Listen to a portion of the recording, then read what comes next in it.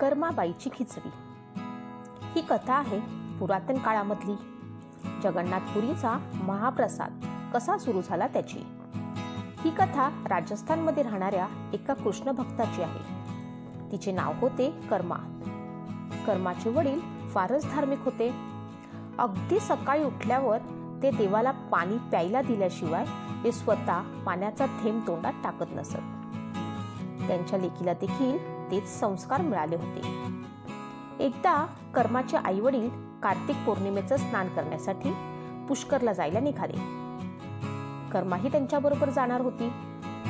पण मग देवाला नैवेद्य कोण दाखवणार, त्यामुळे कर्मा घरीच राहिली. आई वडील तीर्थयात्रेला गेल्यामुळे देवाला नैवेद्य दाखवण्याची जबाबदारी कर्माकडे सोपवण्यात आली. त्यांनी जाताना मुलीला सांगितलं की आधी देवाला नैवेद्य दाखवून मगच तू जेवत जा. कर्माने आनंदाने ही जबाबदारी आपल्यावर स्वीकारली. तिचे आई वडील तीर्थयात्रेला गेले आणि कर्मानं इकडे सकाळी आंघोळ करून बाजरीची खिचडी केली. त्यात तिने भरपूर तूप घातलं आणि देवाच्या मूर्तीच्या पुढ्यात ती खिचडी नेऊन ठेवली. तिने देवासमोर थाळी ठेवली आणि हात जोडून म्हणाली की भूक लागल्यावरती ती खिचडी खाऊन घ्या. तोपर्यंत मी घरातली बाकीची कामे आटपून घेते. असं म्हणून ती तिची कामे करू लागली. मधून मधून देवाने खिचडी खाल्ली आहे का हे पाहण्यासाठी ती डोकावून बघायची. पण देव खिचडीला हात लावायलाही तयार नव्हते. बराच वेळ झाला पण थाळी मात्र तशीच होती. मग मात्र कर्मा काळजीत पडली. तिला वाटायला लागलं की ह्या खिचडीत कदाचित तूप कमी घातले गेले आहे किंवा खिचडीमध्ये गूळ कमी आहे. म्हणून मग तिने खिचडीत अजून तूप आणि गूळ घातला आणि तिथून बसून राहिली. देवाला म्हणाली की मला खूप चवीचे पदार्थ करता येत नाही. अगदी व्यवस्थित पूजा अर्चना करता येत नाही. मला ही खिचडी आणि साधी पोळी भाजी एवढंच करता येतं. तेव्हा तुम्हाला काही दिवस हेच गोड मानून खावं लागेल. पण तरीही देव काही खिचडी खाईनात. तेव्हा ती म्हणाली, रोज तर बाबा खाऊ घालतात, तेव्हा तुम्ही जेवता, मग आज का नाही जेवत आहात? हे बघा, तुम्ही खाऊन घ्या. आई बाबा पुष्करला स्नान करायला गेले आहेत आणि तुम्हाला जेव घालण्याची जबाबदारी त्यांनी मला दिली आहे. तेव्हा तुम्ही जेवल्यावरच मी जेवणार आहे. पण तरीही देव आले नाहीत. मग कर्मा तक्रार करू लागली. ती म्हणाली की आई बाबा जेवू घालतात तेव्हा तुम्ही लगेच जेवता आणि मग आजच इतका उशीर का? स्वतःही उपाशी आहात आणि मलाही उपाशी ठेवणार आहे का? तिने एवढे म्हणून देव काही आले नाहीत. पुढे ती म्हणाली, तुम्हाला माझ्या हातची खिचडी खावी लागेल. आईबाबांना यायला बरेच दिवस लागणार आहेत. तुम्ही जेवून घ्या, नाहीतर मीही उपाशीच राहील. सकाळ गेली, दुपार गेली, संध्याकाळ व्हायला आली, तरी कर्मानं देखील काहीही खाल्लं नाही. संध्याकाळ होत आली तरी कर्मा उपाशी आहे. कारण तिचं म्हणणं होतं की कृष्णाला यावं लागेल. तेव्हा कृष्णाच्या मूर्तीतून आवाज आला, तू पडदा घेतलेला नाहीस. असं कर, तू पडदा घे, मी खायला येतो. हे ऐकताच तिनं डोक्यावरनं ओढणी पुढे केली आणि त्याच सावलीत कृष्णानं सर्व खिचडी खाल्ली. थाळी पूर्ण रिकामी झाली. कर्मा म्हणाली की देवा, एवढीशी गोष्ट होती तर आधीच सांगायचं ना. स्वतःही उपाशी राहिलास आणि मलाही उपाशी ठेवलं. आता दररोज कर्मा खिचडी करू लागली आणि ती खायला कृष्ण येऊ लागले. कर्माचे आई वडील परत येईपर्यंत हे असंच सुरू राहिलं. काही दिवसांनी ते दोघे पुष्करवरून परत आले. त्यांना घरी आल्यावरती लक्षात आलं की घरातील गुळाचा हंडा जो पूर्ण भरलेला होता तो रिकामा झालेला आहे. त्यांनी कर्माला बोलावलं आणि विचारलं की गुळ कुठे गेला? तर कर्माने सांगितले की दररोज भगवान कृष्ण तिच्याकडे येत आणि खिचडीचा नैवेद्य खाऊन जात आहेत. खिचडीत गोड कमी नको राहायला म्हणून तिने खिचडीमध्ये दररोज जरा जास्तच गूळ घातला.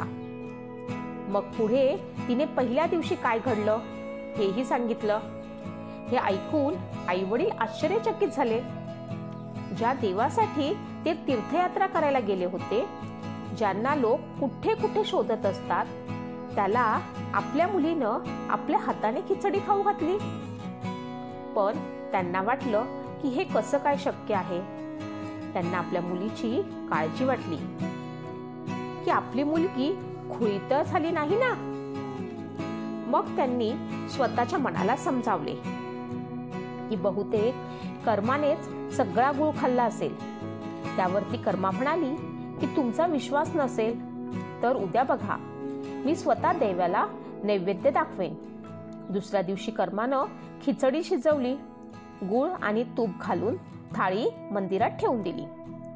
ओढणीने पडदा केला आणि प्रार्थना केली की देवा, माझ्या प्रामाणिकपणाचे रक्षण कर. हे आता तुझ्याच हातात आहे. कर्माची प्रार्थना ऐकून कृष्ण खिचडी खायला आले. तिचे आई वडील समोरचं ते दृश्य बघतच बसले. त्यानंतर देवाची सेवा करण्याचं, नैवेद्य दाखवण्याचं काम कर्माकडे आलं आणि तीही ते आनंदाने करू लागली. रोज सकाळी लवकर उठून प्रेमानं देवाला नैवेद्य दाखवण्याची तिची आता दिनचर्या झाली होती. पुढे तिचे आई वडील देवाघरी गेले. कर्मा एकटी पडली. तिचे घरातही मन रमेना. मग तिने तिची कृष्णाची मूर्ती घेतली आणि तीर्थयात्रेला निघाली. यात्रा करत करत ती जगन्नाथपुरी येथे आली. आता यापुढे येथेच राहावे असं ठरवत तिने तिथे एक छोटी झोपडी बांधली व तिथेच राहू लागली. पुरी येथेही तिचा नित्यक्रम तसाच सुरू राहिला. सकाळी लवकर उठून श्रीकृष्णासाठी प्रेमानं खिचडी करायची, त्याचा नैवेद्य दाखवायचा. थोड्या वेळानं कृष्ण खिचडी खायला येत आणि थाळी पूर्ण स्वच्छ होऊन जायची. मग त्यानंतर कर्मा आपली दिनचर्या पुढे न्यायची. कर्माची ही दिनचर्या सुरूच राहिली आणि एक दिवस कृष्णाला नैवेद्य दाखवून झाल्यावर एक छोटा मुलगा तिच्याकडे आला आणि म्हणाला, आई, मला काहीतरी खायला दे, खूप भूक लागली आहे. कर्माबाई म्हणाली की आत्ताच खिचडी केली आहे, ये तू पण बैस आणि खिचडी खा. मग अगदी प्रेमानं कर्माबाईनं त्या मुलाला खिचडी वाढली आणि त्या मुलानेही तेवढ्याच आवडीनं खिचडी खाल्ली.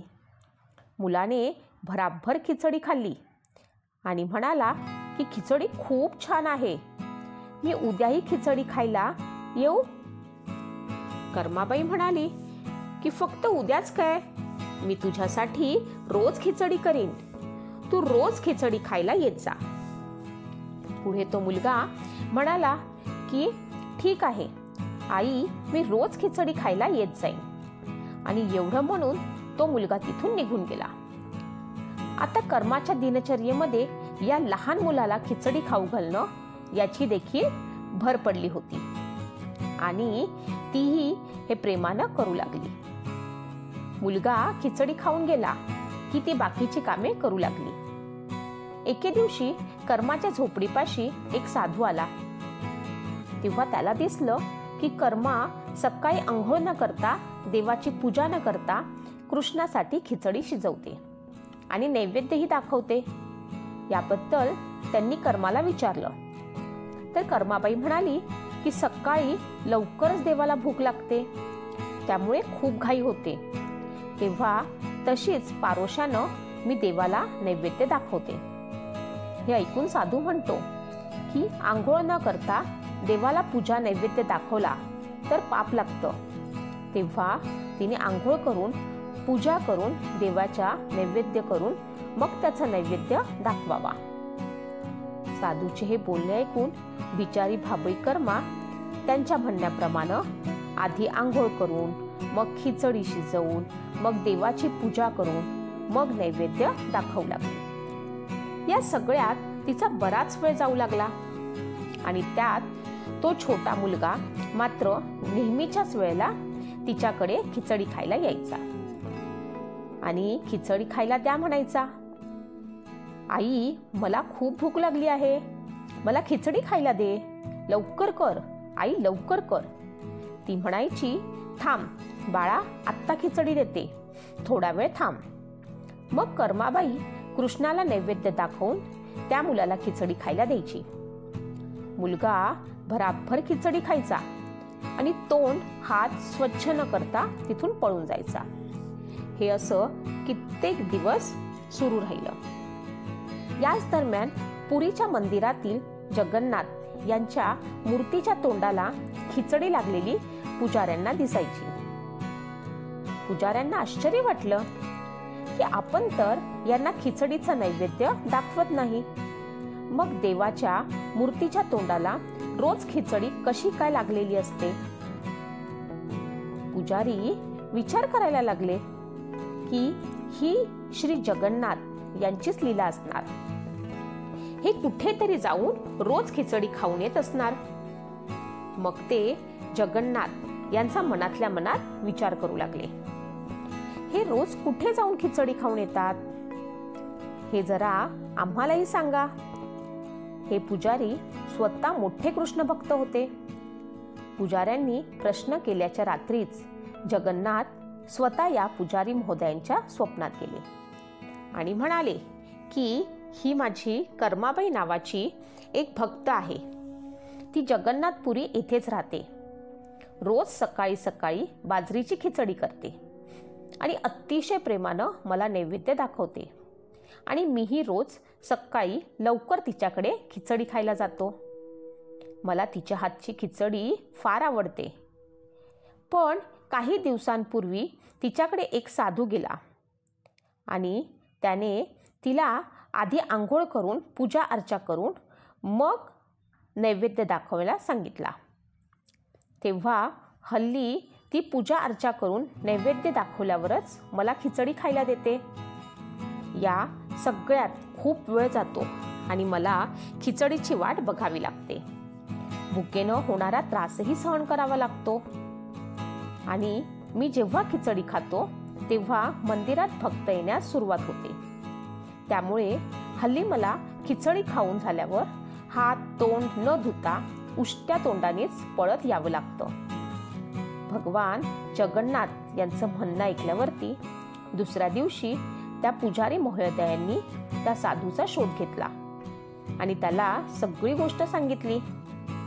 पुजाऱ्याकडनं हे सगळं ऐकल्यावरती तो साधू घाबरला आणि पळत पळत कर्माबाईकडे आला आणि म्हणाला की तुम्ही पहिल्यासारख्याच सकाळी सकाळीच खिचडीचं नैवेद्य दाखवत जा. तुम्हाला पूजेचे कुठलेही नियम पाळण्याची गरज नाही. मग त्यानंतर कर्माबाई नेहमीप्रमाणे सकाळी उठल्यावर खिचडी करून त्याचा नैवेद्य दाखवत राहिली आणि अतिशय प्रेमाने त्या छोट्या मुलालाही खिचडी खाऊ घालू लागली.